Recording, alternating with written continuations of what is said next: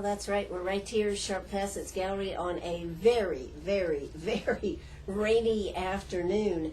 Andrea came this afternoon, and Andrea Scott and Terry Gilchrist, and they rode up in a boat. I'm impressed. Took us a while. It did. So, Andrea, how are you doing today? I'm doing well, thank you. I guess this is the time where things really, really, really get busy over there at Hospice, don't they? They do. We are bustling around for sure. And what exactly is your job at Hospice?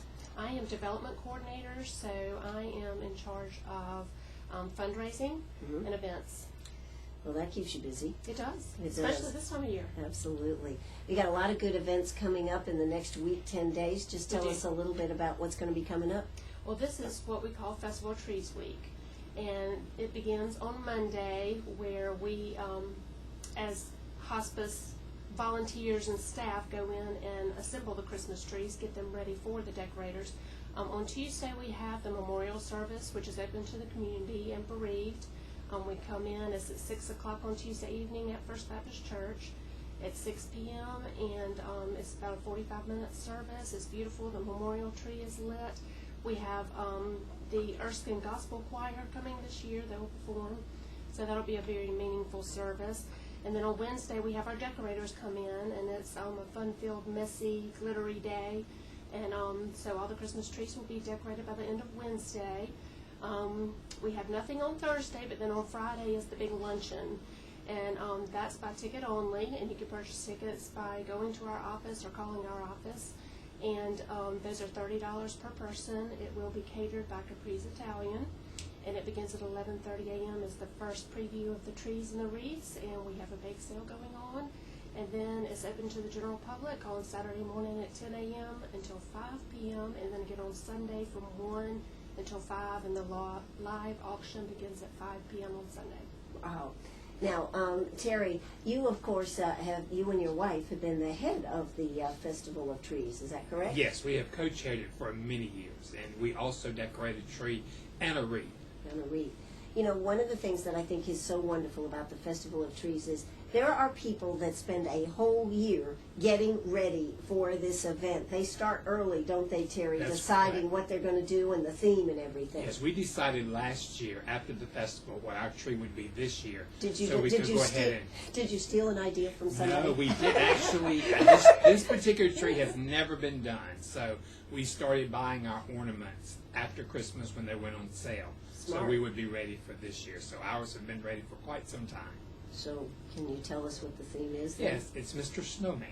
Mr. Snowman. Mm-hmm. Oh. And we actually, Hospice furnishes the tree. You're in charge of getting your own ornaments.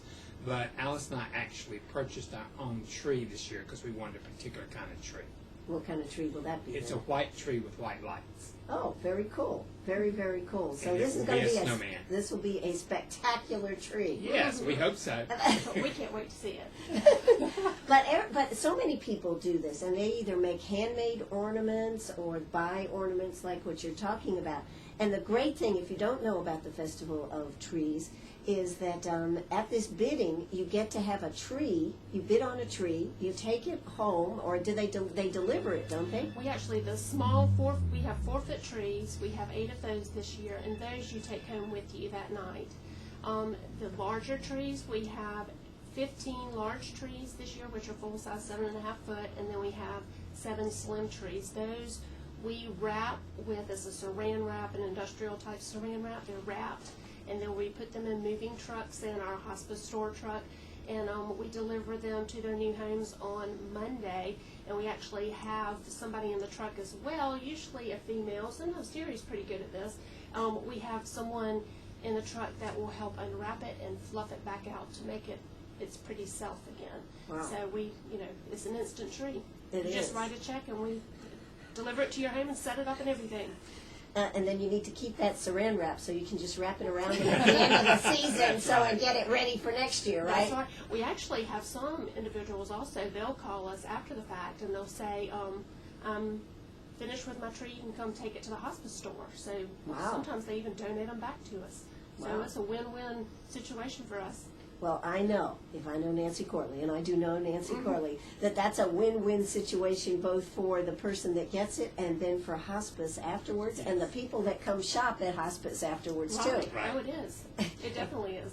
Wow. So, do you plan to bid on your tree, Terry? Not this year. We have actually bought 3 trees before in the past and a few wreaths. So we have had 3 of the hospice trees in our own house. So But not his own. Not our own. We've never bought our own. No, never so. bought your own.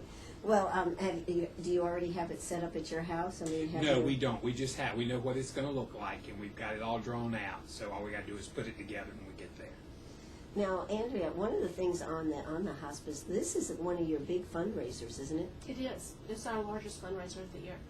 Now, typically, what does it raise for funds? I mean, in the past. We generally raise in the mid-20s to $30,000 is what we net for the weekend. For the weekend. Which That's is pretty fabulous. pretty meaningful. Now, what do these things go for as far as for hospice of the Piedmont? Any money that's raised goes directly to patients and family care. We're a nonprofit organization, and that means that we don't refuse service to anyone regardless of their ability to pay. So we take those patients that aren't able to pay, so this enables patients that don't have the funds to receive service from us. So this is pretty darn important. Oh, it is. Definitely is. Yes. So hospice over there is such a wonderful place. If you have to be going and being comfortable and this type of thing, I think it is such a wonderful thing. But not only do you service those that go to hospice, don't you have home hospice too? We do. Actually, the majority of our census is home patients. Most people, if you ask in the United States, the majority of people will tell you they want to die at home. So, yes, most of our patients are at home. Our hospice house has a maximum capacity of 15, and from here and there we will fill it, but most people do want to be at home. Now, how many people during a year does hospice, just roughly? Well, this past year we actually just ran numbers because we do have a memorial scroll, which we basically scroll all the names of our patients who have deceased in the past year for the memorial service, and it's scrolled up on the screen during that, and we have, I believe it's 470 patients from last year. Wow, that's a lot. And how many people work with hospice? We have a little over 50 paid employees, not all full-time, and then we have approximately 200 volunteers, so those volunteers are a huge asset to us as well to get the jobs done. Absolutely. Now, Terry, you were telling me that you actually volunteered for 20 years at hospice. Yes. And I know one of the things that hospice does that I think is so nice is they actually train you on how to work at hospice, don't they? Yes. Now, to begin with, I was just in with the fundraising and helping with that, and then I actually became a hospice volunteer where I went through the training and started training there and doing a lot of volunteering, and a job came available, so I got a job there also. That's pretty neat. It is. But if somebody is interested in the training program, do you know when the next training is? It after the first of the year sometime? It is usually, Beth Kelly is our volunteer director currently, and she usually has one around March. I don't know if those dates have actually been set, but if you're interested in volunteering, please contact Beth at our office, and she can give you that information. And what's the number to call the office? The number at Hospice Care is 227-9393, and we also have a website, is hospicepiedmont.org, that has the information on it, and our Facebook page, which is facebook.com/hospicepiedmont. And there's also a training in the fall also. There's 2 trainings each year, the Sure. spring and the fall. I know so many people that work at hospice and they find it so rewarding. It is. Yeah, and when you go to hospice right there to the house itself, it always smells so good. The cookies and the coffee, and it seems so peaceful and so happy. It is. Well, that's the goal. They want to make it a home away from home. Yeah. So if the patient for some reason cannot be in their home, doesn't have anybody to take care of them, or has medical needs that need extenuating circumstances, they want it to feel like they're at home. Absolutely. They can bring pets in and family and as people- many visitors as they would like. So And we any time, encourage it. and just about any time you Right. can go there. 24 hours a day. That's right. We're open. I will tell you a funny story about going to hospice. I had a friend that was staying at hospice. She had told me that she was going home, and so one night I just felt kind of uneasy, and I said, I'm going to go over there and see her. And I went into the room where she was supposed to be, and there was no one there. And I said, well, now what's happened? So I called the house, and her husband said, oh, she's back home again. She wanted to go home, and that's what she had done. But it was the eeriest feeling to walk into the room where she was supposed to be. And she had gone home. So, and she had come there actually to build up her strength a little bit so she could go back home. Right. Well, sometimes we do have patients that sometimes they'll come to the hospice house and Dr. Todd works with them and gets their medications equalized and where their pain's under control. And sometimes we do let them go back home even where they're not on hospice anymore. We'll basically kick them out. And say, you're okay for now. And one lady in particular I'm thinking about, she's a grandmother of a friend of mine. We kicked her out approximately a year ago, and she's still alive, doing well. So, she may need our services again in the future, but right now she's alive and kicking. And the other thing I think hospice is great, I know a lady that she's still mobile and everything else, but she needs that care of somebody coming by to check on her and this type of thing. Mm-hmm. And she has her hospice nurse that comes by, and our hospice person comes by and spends time with her. And then she goes about her business. I mean, a lot of it's not all terminally ill. I mean, we do have patients that are not, terminally ill. So they do have different ones to help.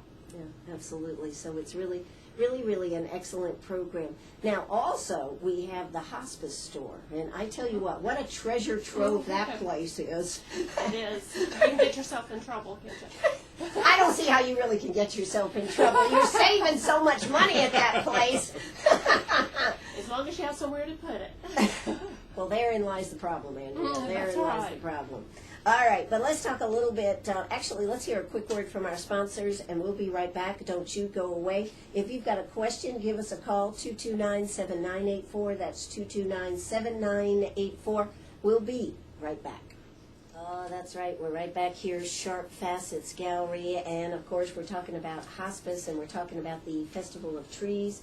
They also have the luncheon coming up next Friday, correct? Correct, next Friday. And this is a ladies' luncheon, is that correct? Well, now, generally speaking, it's ladies, but we do have a few men that come, and they come every single year. So you men, if you're interested in coming, you come right along. You won't be alone. You won't be alone. That's All right, right. that sounds good. Now, tickets to that are $30. Correct. Okay, and you can call the office over there at Hospice. What's the number? That number is 227-9393. Okay, so get your tickets to that. Now, you also have to have tickets to go to the Festival of Trees, correct, Terry? That's correct. And those tickets are $5 for adults. And you adults. can get those at the door of the festival. Now, a lot of people just come to see all the pretty trees, don't they? Oh, yes, we do. Yeah, A lot of people like to come and see and get ideas. sure. And you do not only trees, you do wreaths? We do. This year we have a little over 30 trees, and we have exactly 30 wreaths Well, that will be up for auction. Now, the way we do the wreaths is the wreaths are silent auction only, and so at 5 o'clock p.m. on Sunday, the highest bidder takes the wreath home. The trees, they go to live auction at 5 o'clock, so whatever the highest bid is at that point, that's where the bidding starts on that particular tree. so they have a silent, and then you go into live. Exactly. Oh, Yes. that's cool. That's cool. Now, of course, this is a lot of people get into a bidding war on this type of thing, don't they? Mm-hmm. They do. We've had some expensive trees. Yes, we have. And we love it. You love it, yeah. Well, that's great. I mean, that's what it's, I think sometimes, in an auction, particularly a fundraiser type one, that's what it's all about. Oh, it is. We actually had one person, and she was going to give us a donation, and she wanted a particular wreath. She paid $5,000 for it. It was a bargain. That's right. We'll take that. But that's what I'm saying. Sometimes I think people forget that it is a fundraiser, and it's okay to push somebody a little bit for that next bid. That's right. And That's it's the right. end of the year. It's time to get that last tax write-off. Exactly. And you do get a tax donation slip for that. You do. So to be generous when you go and get these trees. Don't worry about decorating this weekend. Just go next weekend to the Festival of Trees and get your happy on with a beautiful tree. And we'll also have a bake sale during the festival also. So you can get some baked goodies, and we'll have concessions for sale. Well, okay, so now, Terry, how long do you work on this project? Not your own personal tree now, I know that you're donating, but how long do you actually, when do you start working on this? We usually start in the summer, in July, getting the ideas and what we're going to do and what the theme is, and making sure our decorators are coming back from the previous years, and Andrea sends out the letters to them. So we, start calling and making sure everybody's coming back this year. Sure. And are the themes different every year? Oh, they are. You never know what you're going to get. And you would think, after doing this for so long, this is our 22nd year, that you would see a lot of the same stuff, but you don't. Every year is something totally new, and every year you're like, wow, I can't believe they keep coming up with something else. Well, this will be a neat thing. And do you charge tickets for children to come to go and just see the trees? Children are $1. Okay.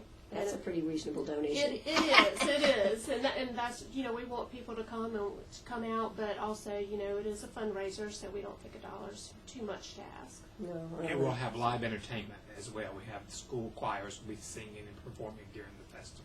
That's right, and you usually have a schedule. I guess it hasn't really come out yet what the schedule is. We do have the schedule, and it actually will be in this Sunday's paper, so you can look for the Index Journal for that. Okay. The schedule will be in the newspaper. Okay, so that's now that's all part of it, but then you've got another part. I remember, don't you sell ornaments? We do. We sell porcelain angel ornaments, and they sell for $20. We have a memorial tree, which is lit during the memorial service on Tuesday, and those ornaments go on that tree. After the festival is over, we disassemble the trees, put the ornaments back in their boxes all pretty and nice, and tie their bows back around them, and they can be picked up at our hospice office, or we can mail them to whomever you would like them to go to. That is $20, and again, you can contact our office if you're interested in purchasing an angel. Yeah, and those are different every year, aren't they? They are. This year, the particular angel is holding a star. Well, that's really nice because each and every one is a star. Yes. Yeah, there you go. That's right. That's nice. Yeah, exactly. So if you have lost somebody in the last year, whether they were with hospice or not, this is an excellent opportunity. The memorial service, the Festival of Trees, and of course the porcelain angels for $20. And I suppose if you wanted to buy more than one as a gift, you could do that too. Oh, Yes. definitely. And we have people come back year after year and buy the angels. They just, that's something they do. Sure. So this will be excellent thing to do, not this weekend, but next weekend. It's a highly anticipated event. This is 22 years. Is that what you said, That's Andrea? correct. 22 years. Wow. Well, let's hope this. Let's hope that everybody holds on to some of that money that they're going to use on Black Friday and puts aside for the tree fund for the Hospice Festival of Trees. That would be wonderful. That would be wonderful. And don't forget about the Porcelain Angels, Saturday and Sunday, December 7th from 10 to 5, Sunday from 1 to 5, 5 p.m. The live auction starts. The luncheon is on Friday, $30 a ticket. All of this goes on at First Baptist Church. And then we have the Hospice annual memorial service. When is that? That's on Tuesday at 6 o'clock. Yes. And the trees will be there, but they'll be undecorated. That's right. They'll be lit. They'll be lit. Just the memorial tree will be decorated. Wow, that sounds fabulous. Andrea and Terry, thanks so much for coming out today. We really appreciate you taking time from your busy schedule as you get all this stuff ready. Happy Thanksgiving, and let's hope the Festival of Trees raises a lot of money to help hospice. Thank you so much. Thanks for having us. Absolutely. Hey, I'm Ann Eller right here on WCRS, right here in Greenwood. News is up. That's going to do it for us today. So how about y'all have a nice afternoon? I'll be back tomorrow morning, 8 o'clock. Tune in. We'll be having a good time. Peggy and I always do. I hope you'll join us right here on WCRS, right here in Greenwood, South Carolina. Bye-bye, everybody.